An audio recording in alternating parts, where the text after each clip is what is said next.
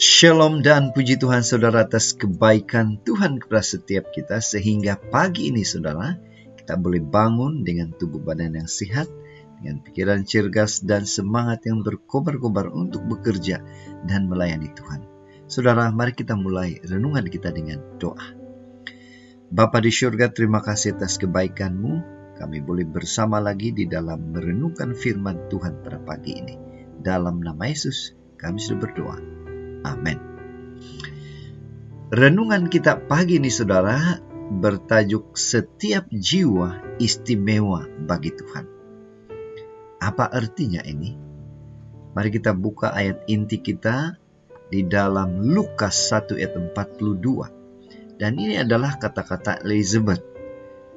Dia berseru dengan suara nyaring, "Diberkatilah engkau di antara semua perempuan, dan diberkatilah buah rahimmu." Saudara, jika kita membaca keseluruhan bacaan kita ini, kita boleh baca di dalam Lukas pasal yang pertama ayat 39 sehingga 45. Ini merupakan kisah di mana Maria melawat Elizabeth. Apa ceritanya dan bagaimana kita boleh memahaminya? Mari kita mulai dengan sebuah ilustrasi. Seperti yang terjadi di kebanyakan belahan dunia ini, pergaulan bebas juga melanda negara Korea Selatan. Ramai siswa sekolah menengah hamil di luar nikah. Keluarga menolak karena merasa malu. Sekolah tegas menerapkan disiplin. Pelajar seperti ini harus dikeluarkan dan dibuang sekolah. Oleh karena tekanan sosial yang kuat, ramai ibu-ibu belia itu memilih diam-diam membuang bayi dengan alasan masa depan. Bayi-bayi itu terlantar kedinginan di jalan. Harapan hidup untuk mereka amat tipis. Saudara, kita kembali kepada firman Tuhan, kepada bacaan kita. Perhatikan cerita Maria dan Elizabeth.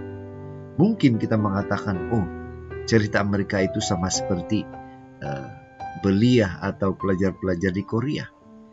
Walaupun berbeza case ini, jangan dikira Maria tidak mengalami tekanan sosial, saudara. Pastinya Maria juga mengalami tekanan sosial dengan situasi yang dia hadapi pada ketika itu. Kehamilan misterinya mengundang 1000 pertanyaan, penghakiman, malah kecaman.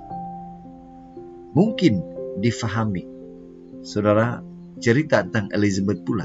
Dia berada di kampung En-Karem, sebuah tempat perlindungan sementara yang mungkin baik, tidak dilihat oleh ramai orang. Nah saudara, apa yang saya ingin sampaikan adalah di sini, walaupun terkesan oleh tekanan sosial, Maria membuat pilihan yang benar. Janin dalam rahimnya memang juru selamat, dan dia adalah Tuhan. Bayi dalam kandungan Maria bukanlah sebuah laknat, melainkan sumber keselamatan untuk semua manusia. Yang menjadi pertanyaan untuk kita, apa aplikasi, apa pelajaran yang kita boleh ambil daripada cerita atau kisah ini? Sebagaimana bayi kudus dalam rahim Maria, betapapun misteri dan janggalnya kehamilan ibu, setiap bayi memiliki tujuan di dunia ini. Tuhan mempunyai rencana yang istimewa, seperti Maria, seperti Elizabeth. Tuhan mempunyai rencana istimewa bagi setiap jiwa. Lagi sebuah cerita, seorang pendeta di Korea. Dia tergerak melihat keadaan di negaranya, kena ramai bayi-bayi dibuang. Dia merasa peduli dan dia mengambil berat karena sucinya hidup apabila seorang bayi itu lahir di dunia. Maka apa yang dia lakukan? Dia membuat satu rencana, satu rancangan. Dia menyediakan bayi kotak. Dia menyediakan kotak di luar rumahnya, di depan rumahnya, agar setiap mereka yang membuang bayi boleh meletakkan bayi itu di situ, supaya bayi itu tidak mati. dan Dia mahu menjaganya. Saudara, apa yang kita boleh pelajari dari kisah ini? Kisah ini atau cerita ini dan pelajaran hari ini mengajak kita untuk peduli pada para bayi yang terpisah dari pelukan ibunya. Namun, apa yang menarik adalah Tuhan siap mengasihi. Tuhan siap menjaga. Karena nyawa sangat berharga bagi Tuhan. Nyawa itu sangat bernilai bagi Tuhan. Bagaimana dengan kita, saudara? Apakah kita juga mempunyai perasaan seperti itu?